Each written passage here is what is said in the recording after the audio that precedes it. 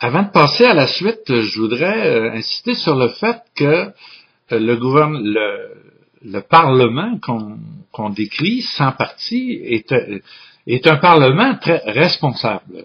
On peut s'imaginer, on peut penser que un Parlement formé de députés qui sont là à titre individuel n'auront pas un sens de responsabilité envers, je sais-tu, moi, les routes, les problèmes qui peuvent survenir dans différents services collectifs, etc. Vous avez vu que même s'il s'agit tous de députés élus à titre individuel, ils prennent le temps de se structurer comme Parlement, de structurer un gouvernement, un exécutif qui doit leur rendre des comptes. Et donc, la responsabilité collective est tout à fait présente, encore beaucoup plus même que dans un gouvernement où c'est un seul parti qui contrôle toute la patente et n'a plus de compte à rendre à personne pendant 4 ans. Quant au système judiciaire, qui est le troisième grand pouvoir, je préfère ne pas m'y arrêter trop parce que il y a très peu de débats actuellement sur cette question-là. Et je pense que dans un processus de rédaction d'une constitution, les gens auraient l'occasion probablement de faire des suggestions pour démocratiser davantage notre système de justice. Je vais plutôt m'attarder aux autres mécanismes qu'une démocratie sans parti propose pour compléter, je dirais, le travail des députés qu'on a élus au Parlement. Le grand défaut des démocraties de représentation qu'on a en ce moment depuis plusieurs années, c'est que elles donnent carte blanche aux élus pendant 4 ans et que les citoyens n'ont pas de prise à l'intérieur de ces 4 ans-là sur le processus de décision. Or, il y a des moyens aujourd'hui de donner aux citoyens beaucoup de présence et d'interaction dans le processus de décision au jour le jour de nos gouvernements. La première façon de le faire, c'est des mécanismes de participation directe des citoyens. Ça veut dire des droits d'initiative populaire pour présenter des lois, pour révoquer des lois, pour révoquer des élus, pour proposer différents projets, etc. Des consultations, bien sûr, une utilisation régulière des médias sociaux pour avoir l'opinion des gens. Aussi, beaucoup proposent maintenant la création d'une chambre citoyenne, où un certain nombre de citoyens, tirés au sort selon des critères très rigoureux, seraient là pour 1 an, 2 ans, et un seul mandat, pour surveiller le gouvernement et le Parlement. Et avec un certain nombre de droits, de veto, de révocation, d'avis, etc. Donc, cette chambre citoyenne-là, qui devrait s'accompagner d'un système, de tout un réseau de conseils de la vie citoyenne, de conseils citoyens au niveau local, au niveau régional, au niveau national, qui donnerait aux citoyens les moyens techniques, les moyens financiers, la formation nécessaire pour qu'ils puissent intervenir, proposer des lois, proposer des choses.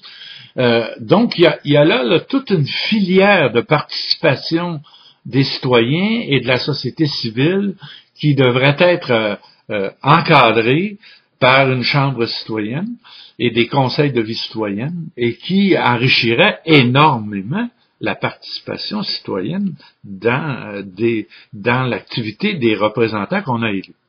L'autre filière de participation citoyenne qui nous manque totalement actuellement, qui est très importante, c'est la filière territoriale.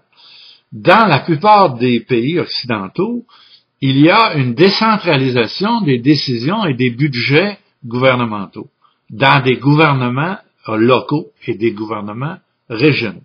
Nous, on est resté avec une structure municipale comme seule structure territoriale. C'est la structure municipale où il y a des élections et ça n'a pas changé depuis 1 siècle et demi. Les municipalités aujourd'hui la plupart sont devenues très petites, donc très peu efficaces en termes démocratiques. Donc il faut bâtir des gouvernements territoriaux qui correspondent aux communautés réelles actuellement, d'appartenance réelle et de cohérence de vie sociale et économique dans chaque territoire, et donner une autonomie suffisante à ces gouvernements territoriaux-là pour qu'elles puissent décider d'abord des choses les plus immédiates qui les concernent et avoir aussi leur mot à dire sur les décisions nationales.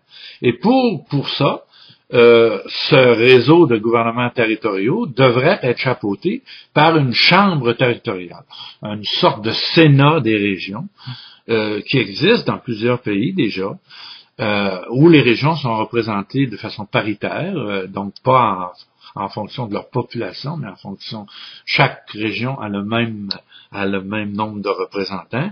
Et cette chambre territoriale, sans se substituer au Parlement, doit avoir des pouvoirs de regard, en particulier en ce qui concerne les décisions territoriales de l'Assemblée nationale, pour mettre un veto à certaines choses, pour demander des explications, pour proposer même au besoin une initiative populaire visant à contrecarrer une démarche de l'Assemblée nationale qui serait jugée tout à fait inappropriée pour les communautés territoriales.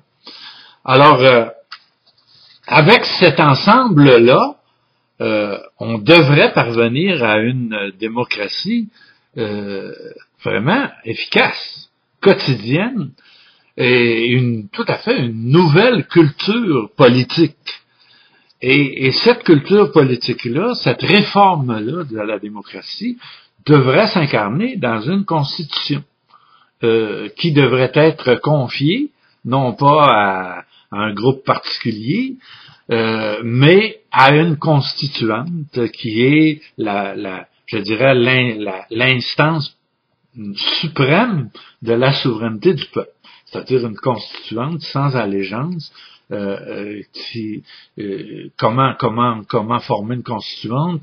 On peut élire les membres d'une constituante, ou si on veut assurer au maximum leur indépendance, on peut envisager un tirage au sort selon des règles de représentation et d'admissibilité parmi les volontaires, disons, très très rigoureuses.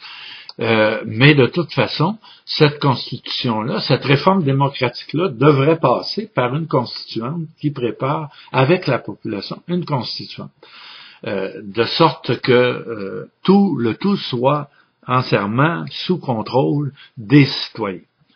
Alors voilà en gros le scénario, comment on peut visualiser le modèle d'une démocratie qui retourne à ses sources et qui se libère du carcan des partis politiques et des machines électorales qui l'ont pris en otage depuis déjà très longtemps, et surtout qui l'ont à toute fin pratique cédé pieds et mains liés au pouvoir économique qui est devenu extrêmement puissant avec la mondialisation.